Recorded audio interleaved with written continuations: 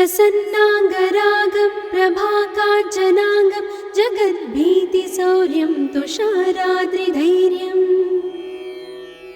तृणीभूतहेतिं रणोद्यद्विभूतिं भजे वायुपुत्रं पवित्राप्तमित्रम् भजे पावनं भावनानित्यवासम् भजे बालभानं प्रभाचारुभासम् भजे चन्द्रिकाकुन्दमन्दारहासम् भजे सन्ततं रामभूपालदासम् भजे लक्ष्मणप्राणरक्षातिदक्षं भजे तोषितानेकगीर्वाणपक्षम् भजे घोरसङ्ग्रामसीमाहताक्षं भजे रामनामातिसम्प्राप्तरक्षम् कृताभीलनादं क्षितिक्षिप्तपादम् घनक्रान्तभृङ्गं कटिस्थोरुजङ्घम् वियद्व्याप्तकेशं भुजाश्लेषितास्मम् जयश्रीसमेतं भजे रामदूतम् चलद्वालघातं भ्रमच्चक्रवालं कठोराट्टहासं प्रभिन्नाब्जजाण्डम् महासिंहनादाद्विशीर्णत्रिलोकं भजे आञ्जनेयं प्रभुं वज्रकायम् रणे भीषणे मेघनादे सनादे सरोषे समारोपिते मित्रमुखे खगानां घनानां सुराणां च मार्गे नतं तं वहं तं हनुमन्तमीडे कनद्रत्नजम्भारिदम्भोळिधारं कनद्दन्तनिर्धूतकालोग्रदन्तम् पदाघातभीताब्धिभूताधिवासं रणक्षोणिदक्षं भजे पिङ्गळाक्षम् महाग्राहपीडा महोत्पातपीडा महारोगपीडा महातीव्रपीडा हरत्यासुते पादपद्मानुरक्तो नमस्ते कपिश्रेष्ठ रामप्रियो यः सुधासिन्धुमुल्लङ्घ्य नाथोग्रदीप्तः सुधाचौषधीस्ता प्रगुप्तप्रभावः षडद्रोणशैलस्य सारेण सेतुं विना भूस्वयं कः समर्थः कपीन्द्रः निरातङ्कमाविश्य लङ्कां विसङ्गो भवानेव सीतातिशोकापहारी समुद्रान्तरङ्गादिरौद्रं विनिद्रम् विलङ्घ्योरुजङ्घस्तुतं मर्त्यसङ्घः रमानाथ रामः क्षमानाथ रामः अशोकेन शोकं विहाय प्रहर्षम् वनान्तर्घनं जीवनं दानवानं विपाट्य प्रहर्षात् हनूमान् त्वमेव जराभारतो भूरिपीडां शरीरे निराधारणारूढगाढप्रतापे भवत्पादभक्तिं भवद्भक्तिरक्तिं कुरु श्रीहनुमत्प्रभो मे दयाळो महायोगिनो ब्रह्मरुद्रादयो वा न जानन्ति तत्त्वं निजं राघवस्य कथं ज्ञायते मातृसे नित्यमेव प्रसीद प्रभो वानरेन्द्रो नमस्ते नमस्ते महासत्त्ववाहाय तुभ्यं नमस्ते महावज्रदेहाय तुभ्यं नमस्ते परिभूतसूर्याय तुभ्यम् सर्वकार्याय तुभ्यम् नमस्ते सदा ब्रह्मचर्याय तुभ्यं नमस्ते सदा वायुपुत्राय तुभ्यम् नमस्ते सदा पिङ्गळाक्षाय तुभ्यं नमस्ते सदा रामभक्ताय तुभ्यम् हनुमद्भुजङ्गप्रयातं प्रभाते प्रदोषेऽपि वाचार्थरात्रेऽपि मर्त्यः पठन्नस्नतोऽपि प्रमुक्ताघजालः सदा सर्वदा रामभक्तिं प्रयाति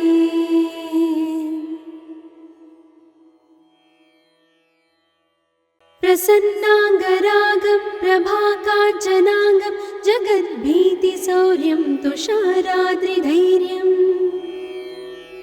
तृणीभूतहेतिं रणोद्यद्विभूतिं भजे वायुपुत्रं पवित्राप्तमित्रम् भजे पावनं भावनानित्यवासम् भजे बालभानुं प्रभाचारुभासम् भजे चन्द्रिकाकुन्दमन्दारहासम् भजे सन्ततं रामभूपालदासम् भजे लक्ष्मणप्राणरक्षातिदक्षं भजे तोषितानेकगीर्वाणपक्षम् भजे घोरसङ्ग्रामसीमाहताक्षं भजे रामनामातिसम्प्राप्तरक्षम् कृताभीलनादं क्षितिक्षिप्तपादम् घनक्रान्तभृङ्गं कटिस्थोरुजङ्घम् वियद्व्याप्तकेशं भुजाश्लेषितास्मम् जयश्री समेतं भजे रामदूतम् चलद्वालघातं भ्रमच्चक्रवालं कठोराट्टहासं प्रभिन्नाब्जजाण्डम् महासिंहनादाद्विशीर्णत्रिलोकं भजे आञ्जनेयं प्रभुं वज्रकायम् रणे भीषणे मेघनादे सनादे सरोषे समारोपिते मित्रमुख्ये खगानां घनानां सुराणां च मार्गे नटं तं वहं तं हनुमन्तमीडे कनद्रत्नजम्भारिदम्भोळिधारं कनद्दन्तनिर्धूतकालोग्रदन्तम् पदाघातभीताब्धिभूताधिवासं रणक्षोणिदक्षं भजे पिङ्गळाक्षम् महाग्राहपीडा महोत्पातपीडा महारोगपीडा महातीव्रपीडा हरत्यासुति पादपद्मानुरक्तो नमस्ते कपिश्रेष्ठ रामप्रियो यः सुधा सिन्धुमुल्लङ्घ्य नाथोग्रदीप्तः सुधा चौषधीस्था प्रगुप्तप्रभावः षडद्रोणशैलस्य सारेण सेतुं विना भूस्वयं कः समर्थः कपीन्द्रः निरातङ्कमाविश्य लङ्कां विसङ्गो भवानेव सीतातिशोकापहारी समुद्रान्तरङ्गादिरौद्रं विनिद्रम् विलङ्घ्योरुजङ्घस्तुता मर्त्यसङ्घः रमानाथ रामः क्षमानाथ रामः अशोकेन शोकं विहाय प्रहर्षम्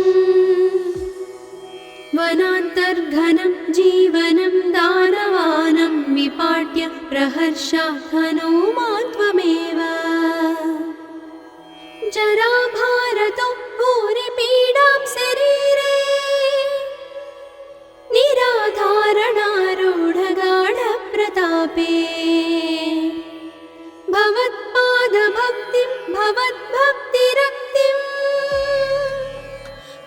श्रीहनुमत्प्रभो मे दयाळो महायोगिनो ब्रह्मरुद्रादयो वा न जानन्ति तत्त्वं निजं राघवस्य कथं ज्ञायते मातृसे नित्यमेव प्रसीद प्रभो वानरेन्द्रो नमस्ते नमस्ते महासत्त्ववाहाय तुभ्यं नमस्ते महावज्रदेहाय तुभ्यं नमस्ते परिभूतसूर्याय तुभ्यं नमस्ते कृतमर्त्यकार्याय तुभ्यं नमस्ते सदा ब्रह्मचर्याय तुभ्यं नमस्ते सदा वायुपुत्राय तुभ्यं नमस्ते सदा पिङ्गळाक्षाय तुभ्यं नमस्ते सदा रामभक्ताय तुभ्यं हनुमद्भुजङ्गप्रयातं प्रभाते प्रदोषेऽपि वाचार्थरात्रेऽपि मर्त्यः पठन्नस्नतोऽपि प्रमुक्ताघजालः सदा सर्वदा रामभक्तिं प्रयाति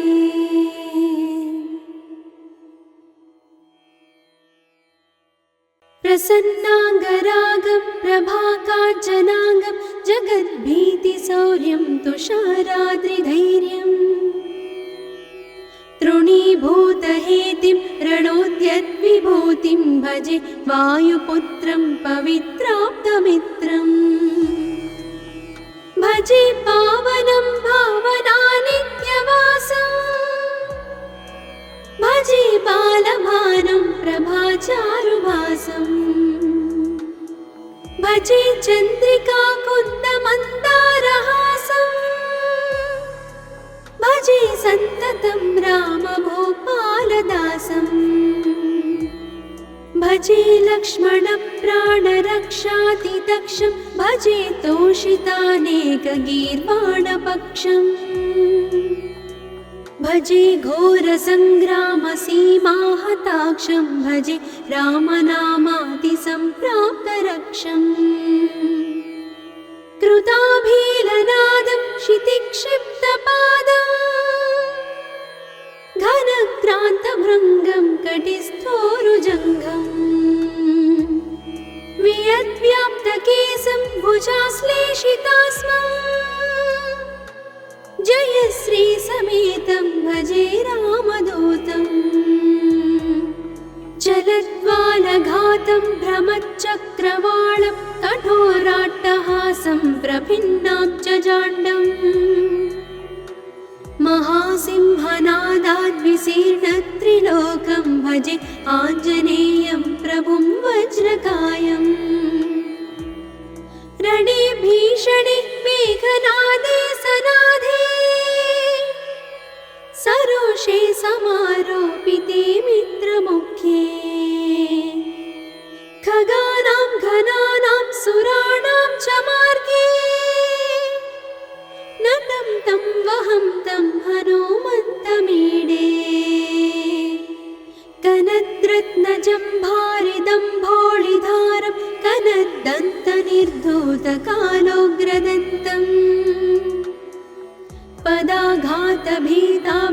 पदाघातभीताब्धिभूताधिवासं रणक्षोणिदक्षं भजे पिङ्गळाक्षम्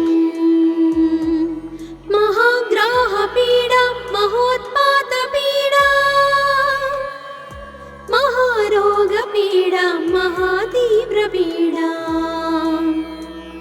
हरत्यासुते पादपद्मानुरक्तो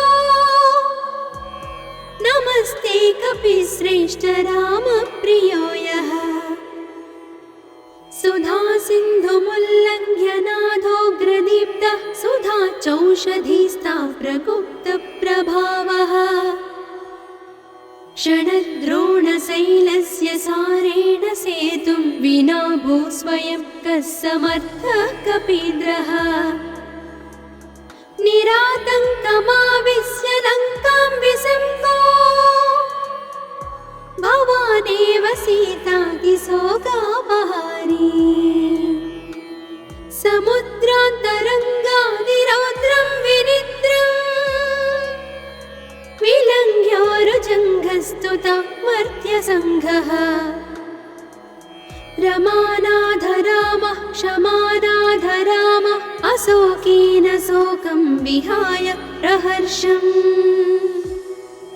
वनान्तर्घनं जीवनं दानवानं विपाट्य प्रहर्षात् हनूमान् त्वमेव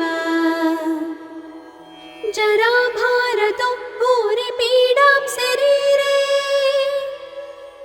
निराधारणारूढगाढप्रतापे भवत्पादभक्तिं भवद्भक्तिरक्तिम् कुरु श्रीहनुमत्प्रभो मे दयाळो महायोगिनो ब्रह्मरुद्रादयो वा न जानन्ति तत्त्वं निजं राघवस्य कथं ज्ञायते मातृसे नित्यमेव प्रसीद प्रभो वानरेन्द्रो नमस्ते नमस्ते महासत्त्ववाहाय तुभ्यं नमस्ते महावज्रदेहाय तुभ्यं नमस्ते परिभूतसूर्याय तुभ्यं नमस्ते कृतामर्त्यकार्याय तुभ्यं नमस्ते सदा ब्रह्मचर्याय तुभ्यं नमस्ते सदा वायुपुत्राय तुभ्यं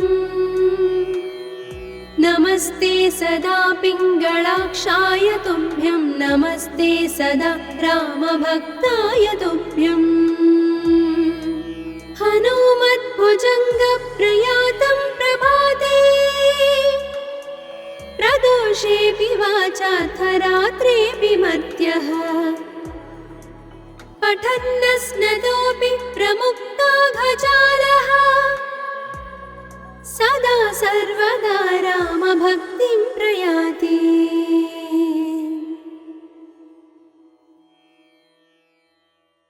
प्रसन्नाङ्गरागं प्रभाकाञ्चनाङ्गं जगद्भीतिशौर्यं तुषाराद्रिधैर्यम्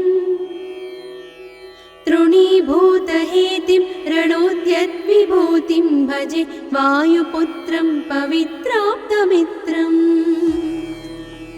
भजे पावनं भावनानित्यवासम् भजे बालभानुं प्रभाचारुभासम् भजे चन्द्रिकाकुन्दमन्दारहासम् भजे सन्ततं रामभूपालदासम् भजे लक्ष्मणप्राणरक्षातिदक्षं भजे तोषितानेकगीर्वाणपक्षम् भजे घोरसङ्ग्रामसीमाहताक्षं भजे रामनामातिसम्प्राप्तरक्षम् कृताभीलनादं क्षितिक्षिप्तपादम् घनक्रान्तभृङ्गं कटिस्थोरुजङ्घम् वियद्व्याप्तकेशं भुजाश्लेषितास्मम् जय श्रीसमेतं भजे रामदूतम् चलद्वालघातं भ्रमच्चक्रवालं कठोराट्टहासं प्रभिन्नाब्जजाण्डम् महासिंहनादाद्विशीर्णत्रिलोकं भजे आञ्जनेयं प्रभुं वज्रकायम् रणे भीषणे मेघनादे सनादे सरोषे समारोपिते मित्रमुख्ये खगानां घनानां सुराणां च मार्गे नतं तं वहं तं हनुमन्तमीडे कनद्रत्नजम्भारिदम्भोळिधारं कनद्दन्तनिर्धूतकालोग्रदन्तम् पदाघातभीताब्धिभूताधिवासं रणक्षोणिदक्षं भजे पिङ्गळाक्षम् महाग्राहपीडा महोत्पातपीडा महारोगपीडा महातीव्रपीडा हरत्यासुते पादपद्मानुरक्तो नमस्ते कपिश्रेष्ठ रामप्रियो यः सुधा सिन्धुमुल्लङ्घ्य नाथोग्रदीप्तः सुधा चौषधीस्ता प्रगुप्तप्रभावः षडद्रोणशैलस्य सारेण सेतुं विना भूस्वयं कः समर्थः कपीन्द्रः निरातङ्कमाविश्य लङ्कां विसङ्गो भवानेव सीतातिशोकापहारी समुद्रान्तरङ्गादिरौद्रं विनिद्रम् विलङ्घ्योरुजङ्घस्तुता मर्त्यसङ्घः रमानाथ रामः क्षमानाथ रामः अशोकेन शोकं विहाय प्रहर्षम् वनान्तर्घनं जीवनं दानवानं विपाट्य प्रहर्षात् हनूमान् त्वमेव जराभारतो भूरिपीडां शरीरे निराधारणारूढगाढप्रतापे भवत्पादभक्तिं भवद्भक्तिरक्तिं कुरु श्रीहनुमत्प्रभो मे दयाळो महायोगिनो ब्रह्मरुद्रादयो वा न जानन्ति तत्त्वं निजं राघवस्य कथं ज्ञायते मातृसे नित्यमेव प्रसीद प्रभो वानरेन्द्रो नमस्ते नमस्ते महासत्त्ववाहाय तुभ्यं नमस्ते महावज्रदेहाय तुभ्यं नमस्ते परिभूतसूर्याय तुभ्यं नमस्ते कृतामर्त्यकार्याय तुभ्यं नमस्ते सदा ब्रह्मचर्याय तुभ्यं नमस्ते सदा वायुपुत्राय तुभ्यं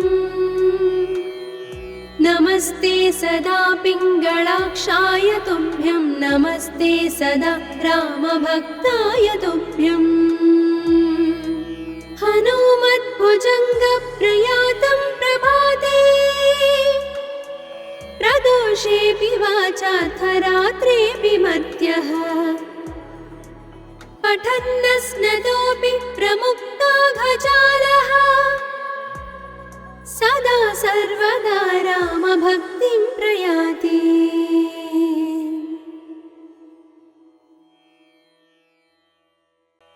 प्रसन्नाङ्गरागं प्रभाकाञ्चनाङ्गं जगद्भीतिशौर्यं तुषाराद्रिधैर्यम् तृणीभूतहेतिं रणोद्यद्विभूतिं भजे वायुपुत्रं पवित्राप्तमित्रम् भजे पावनं भावनानित्यवासं भजे बालभानुं प्रभाचारुभासं भजे चन्द्रिकाकुन्दमन्दारहासं भजे सन्ततं रामभूपालदासं भजे लक्ष्मणप्राणरक्षातिदक्षं भजे तोषितानेकगीर्वाणपक्षम् भजे घोरसङ्ग्रामसीमाहताक्षं भजे रामनामातिसम्प्राप्तरक्षम् कृताभीलनादं क्षितिक्षिप्तपादं घनक्रान्तभृङ्गं कटिस्थोरुजङ्घम् वियद्व्याप्तकेशं भुजाश्लेषितास्मं जयश्री समेतं भजे रामदूतम् चलद्वालघातं भ्रमच्चक्रवालं कठोराट्टहासं प्रभिन्नाब्जजाण्डम् महासिंहनादाद्विशीर्णत्रिलोकं भजे आञ्जनेयं प्रभुं वज्रकायम्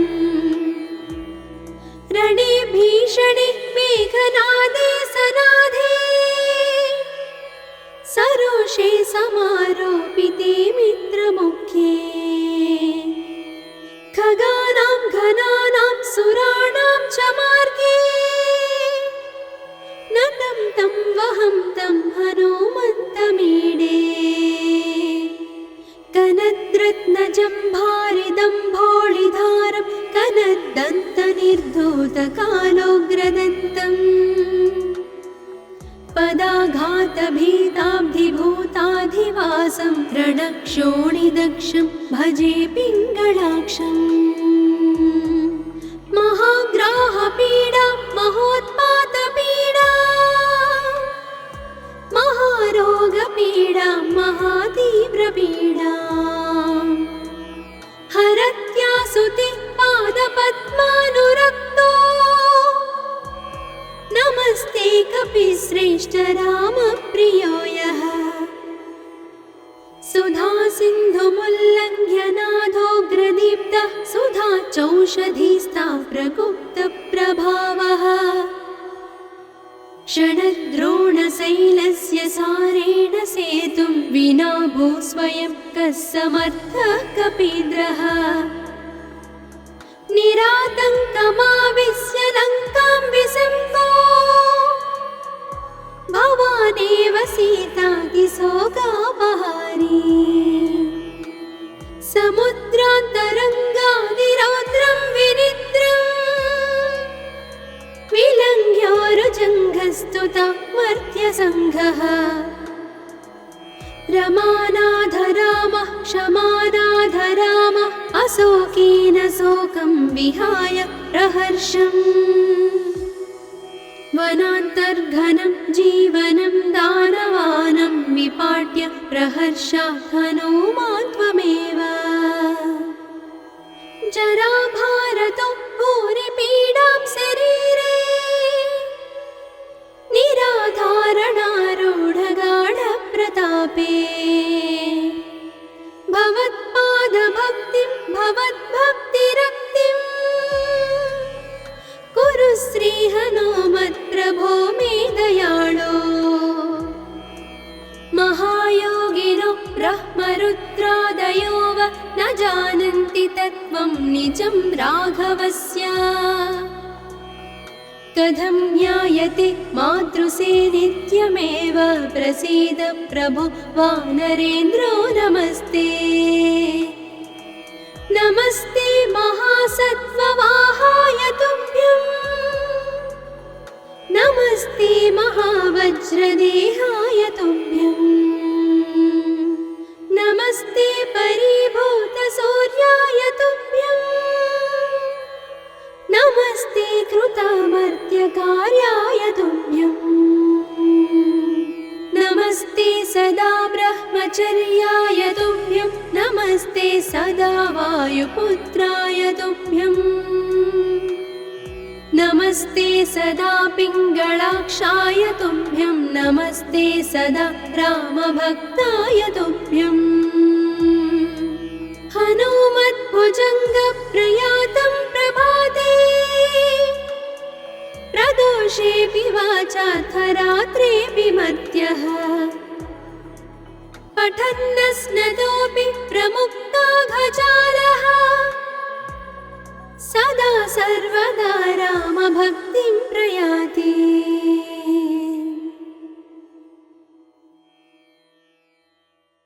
प्रसन्नाङ्गरागं प्रभाकाञ्चनाङ्गं जगद्भीतिशौर्यं तुषाराद्रिधैर्यम्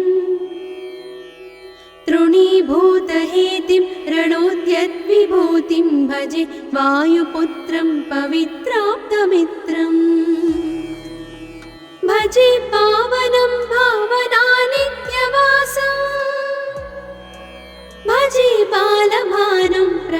चारुभासम् भजे चन्द्रिका कुन्दमन्दारहासम् भजे सन्ततं रामभूपालदासम्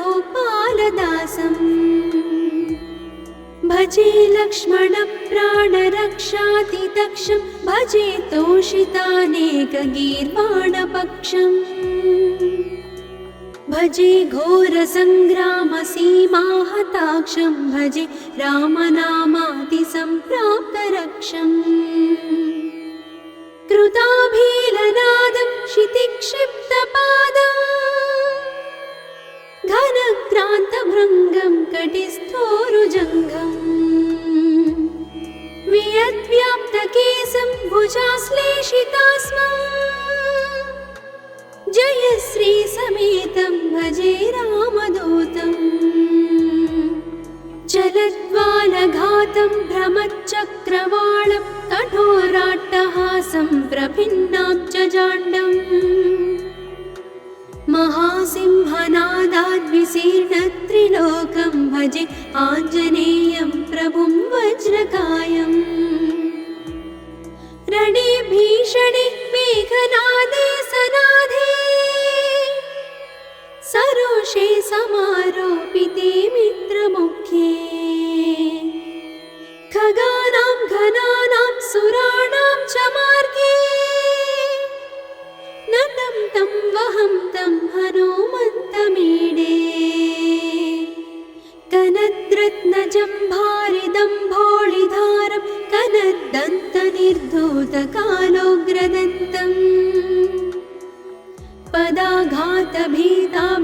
पदाघातभीताब्धिभूताधिवासं रणक्षोणिदक्षं भजे पिङ्गळाक्षम् महाग्राहपीडा महोत्पातपीडा महारोगपीडा महातीव्रपीडा हरत्यासुते पादपद्मानुरक्तो नमस्ते कपिश्रेष्ठ रामप्रियो यः सुधा सिन्धुमुल्लङ्घ्य नाथोग्रदीप्तः सुधा चौषधीस्ता प्रगुप्तप्रभावः षडद्रोणशैलस्य सारेण सेतुं विना भूस्वयं कः समर्थः कपीन्द्रः निरातङ्कमाविश्य लङ्कां विसङ्गो भवानेव सीतातिशोकापहारी समुद्रान्तरङ्गादिरौद्रं विनिद्रम् विलङ्घ्योरुजङ्घस्तुता मर्त्यसङ्घः रमानाथ रामः क्षमानाथ रामः अशोकेन शोकं विहाय प्रहर्षम् वनान्तर्घनं जीवनं दानवानं विपाट्य प्रहर्षात् हनुमान् त्वमेव जराभारतो भूरिपीडां शरीरे निराधारणारूढगाढप्रतापे भवत्पादभक्तिं भवद्भक्तिरक्तिं कुरु श्रीहनुमत्प्रभो मे दयाळो महायोगिनो ब्रह्मरुद्रादयो वा न जानन्ति तत्त्वं निजं राघवस्य कथं ज्ञायते मातृसे नित्यमेव प्रसीद प्रभो वानरेन्द्रो नमस्ते नमस्ते महासत्त्ववाहाय तुभ्यं नमस्ते महावज्रदेहाय तुभ्यं नमस्ते परिभूतसूर्याय तुभ्यं नमस्ते कृतामर्त्यकार्याय तुभ्यं नमस्ते सदा ब्रह्मचर्याय तुभ्यं नमस्ते सदा वायुपुत्राय तुभ्यं नमस्ते सदा पिङ्गळाक्षाय तुभ्यं नमस्ते सदा रामभक्ताय तुभ्यं हनूमद्भुजङ्गप्रयातं प्रभाते प्रदोषेऽपि वाचार्थरात्रेऽपि मर्त्यः पठन्नस्नतोऽपि प्रमुक्ताघजालः सदा सर्वदा रामभक्तिं प्रयाति।